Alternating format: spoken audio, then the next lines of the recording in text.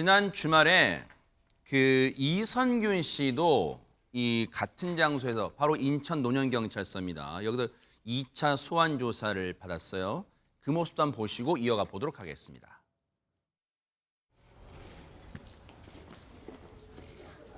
(1차) 진술 거부하셨는데 오늘은 입장을 밝히셨나요? 1차 거부 아니었고요. 오늘 모든 질문과 조사에 성실하고 솔직하게 다 말씀드렸습니다. 마약 투약 혐의 인정하셨나요? 예, 그것 또한 다 솔직하게 제가 기억하고 있는 거 다 사실대로 다 말씀드렸습니다. 국가수 정밀검사에서 음성이 나왔는데 그거에 대한 관계없이 다 사실대로 솔직하게 말씀드렸습니다. 현재 심경은 어떻습니까? 예, 모든 분들께 죄송하다는 말씀드리고 싶습니다. 죄송합니다. 네. 지금 첫 소환 때 모습 말고 이제 이번에 재소환 때 모습은 글쎄요, 그때보다도 목소리 톤만 놓고 보면 더 차분하게, 더 나지막히 가라앉은 모습인데 1차 소환 때와 이 지난 주말 그저께 2차 소환 때 차이점은 뭐예요, 허준 변호사님? 일단 약물을 투약했다는 사실관계 자체에 대해서는 인정을 한 것으로 보입니다. 그러니까 이런 약물을 먹은 적이 있냐라고 물었을 때 그렇다라고 얘기를 한 것은 맞는 것 같은데요. 그래요. 그 약이 본인이 어떤 약인지 마약인지 이렇게 직접적으로 얘기했다는 보도는 아직까지 나오고 있지 않고요. 본인 얘기로는 그 유흥업소 실장이 불면증 약이라고 해서 줘서 그게 어떤 약인지 모르고 불면증 약인 줄 알고 먹었다라고 진술을 한 걸로 보이거든요. 그렇다면 마약을 투약하겠다는 어떤 범행의 고의 자체를 부인하고 있는 것으로 보입니다. 그러니까 만약에 정말 단 한 번만 투약한 것이 맞고 완전히 그 실장에게 속아서 투약을 했다고 하면 이것은 마약에 대한 범행의 고의성 자체가 없는 거여서 이 말만 놓고 보면 사실은 이선균 씨는 피해자가 될 수도 있는 거잖아요. 이선균 씨 입장에서 보면.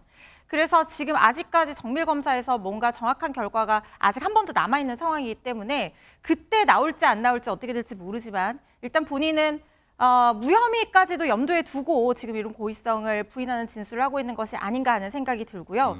그렇지만 이 진술을 곧이곧대로 다 경찰이 당연히 믿지는 않을 것입니다. 정말로 1회만 투약한 것이 맞는지 아니면 추가적인 투약이 입증이 되는지 살펴봐야 될 거고요. 처음에는 정말 몰라서 투약했다고 하더라도 이후에 더 추가적으로 범행의 고의를 가지고 투약을 했다고 하면 그 부분은 당연히 처벌 대상이 돼야 되는 것이고 네. 그리고 단 1회만 투약한 것이 맞다고 하더라도 그게 정말 속아서 한 것인지에 대해서는 여러 가지 추가 증거들을 통해서 입증할 필요가 있어 보이고 앞으로 수사기관에서 이런 부분을 좀 중점적으로 수사할 것으로 보입니다. 최재모 교수님, 네. 1차 소환 때는 그 간이 시약 검사에서 음성 나와서 이제 그때 많은 언론 기사가 국과수의 정밀 검사가 이제 남아 있다 했는데 그럼 정밀 검사 결과는 아직 안 나온 거예요? 나왔습니다. 나왔어요? 정밀 검사도 나왔는데 정밀 검사 결과도 음성이에요.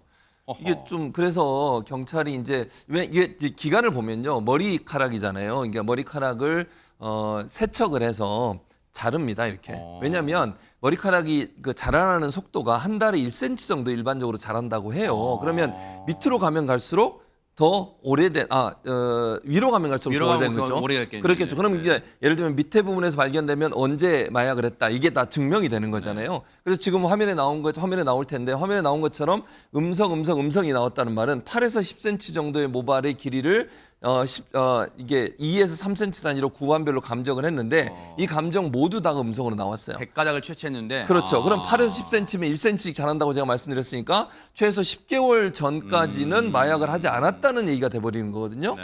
그래서 지금 이 상황에서는 그 과학적 결과로만 본다면 10개월 전에는 마약을 안 한 것으로 보여지고요. 네.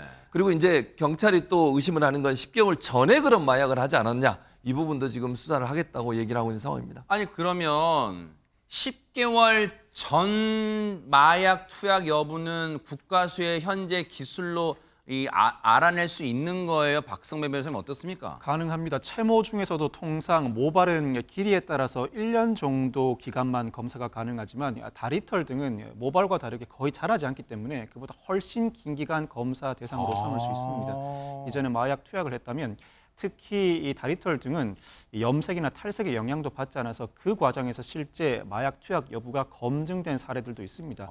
실제로 지난 2019년 가수 박유천 씨의 경우에도 모발과 소변 정밀 검사에서는 음성이 나왔지만 다리털 정밀 검사에서 양성 반응이 나왔습니다. 수사를 앞두고 혐의를 전면 부인했지만 결국 혐의가 인정돼 징역 10월에 집행유예 2년을 선고받은 바가 있습니다. 그렇지만 만약 이선균 씨가 다리털 검사에서도 음성이 나온다면 이때는 수사기관과의 다툼이 상당할 것으로 보입니다. 아하. 물론 마약 수사는 마약 검사 결과만을 토대로 진행하지 않습니다.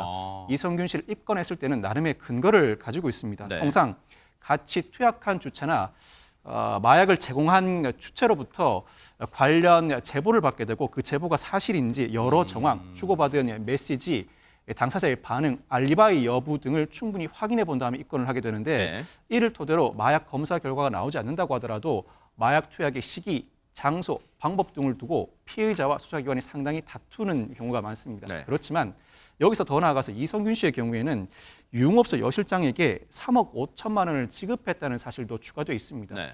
달리 즉 마약을 투약하지 않았다면 지급할 이유가 없는 상황이어서 이선균 씨 입장에서는 어느 정도는 인정을 해야 할 것 같은데 네. 그 진술 내용을 보면 마약인지조차도 다소 불분명했다는 취지의 고의를 전면 부인하고 있는 상황입니다.